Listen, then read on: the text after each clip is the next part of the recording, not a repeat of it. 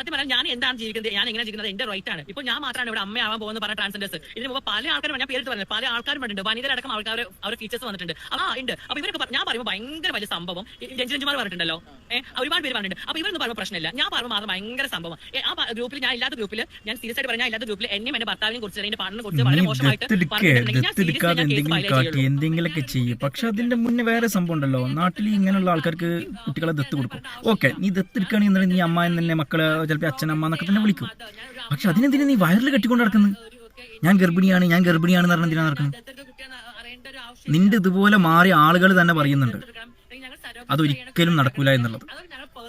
നീ ഗർഭപാത്രം ഫിറ്റ് ചെയ്തിട്ടൊന്നുമില്ലല്ലോ. നീ ഒരു കുഞ്ഞിനെ ദത്തെടുക്കും. ഓക്കെ, ചോരക്കുഞ്ഞ മുമ്പത്തെ വീഡിയോയിൽ പറഞ്ഞ ചോരക്കുഞ്ഞിനെ നീ ദത്തെടുത്തോ. അതിനെന്തിനാ നീ വയറിൽ കെട്ടിക്കാണ്ട് നടക്കണം? എന്തിനാ ഞാൻ ഗർഭിണിയാണ് പറഞ്ഞിട്ട്? പിന്നെ നീ പറഞ്ഞത് ഞങ്ങൾ പേഴ്സണൽ കാര്യം എന്തിനാ ഈ പബ്ലിക്കിൽ വന്ന് എന്തിനാ പറയണേ? ഈ എന്തിനാണ് ഓൺലൈൻ മാധ്യമങ്ങൾ പറയുമ്പോൾ അതിനുള്ള മറുപടികൾ കൊടുക്കാൻ നിൽക്കണം? എന്തിനാ?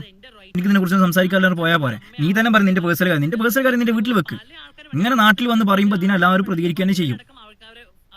നീ ഒരു കാര്യം മനസ്സിലാക്കണം, കുഞ്ഞുങ്ങളില്ലാതെ വിഷമിക്കുന്ന ഒരുപാട് അമ്മമാരും ഒരുപാട് അച്ഛന്മാരുള്ള ലോകമാണ് നമ്മൾ. അവിടെ നീ ഇതുമായിട്ട് കോപ്രായങ്ങളായിട്ട് വരരുത് പ്ലീസ്.